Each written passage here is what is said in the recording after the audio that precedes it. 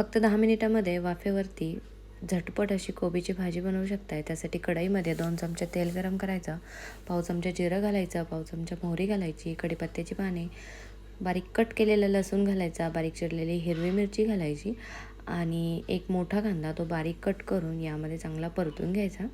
कांदा चांगला परतला की त्यामध्ये पाव चमचा हळद घालायची आणि थोडीशी कोथिंबीर घालायची। त्यानंतर एक अर्धा कोबी तो बारीक कट करून घ्यायचा आणि तो यामध्ये घालून घ्यायचा। चवीनुसार मीठ घालायचं, परत एकदा सर्व मिक्स करायचं आणि कढईवरती झाकण ठेवून 5 मिनिटे कोबीला एक वाफ काढून घ्यायची। कोबीला वाफ काढल्याने कोबी पटकन असा शिजला जातो, त्याला थोडंसं पाणी सुटतं आणि परत एकदा सर्व मिक्स करायचं, झाकण ठेवायचं, आणखी 5 मिनिटे वाफ काढायची, बारीक चिरलेली कोथिंबीर घालायची आणि हा कोबी डब्यामध्ये भरून मुलांना झटपट असा खायला द्यायचा। खूप सुंदर होतो, नक्की बनवून बघा आणि कसं झालं कमेंट करून नक्की सांगा।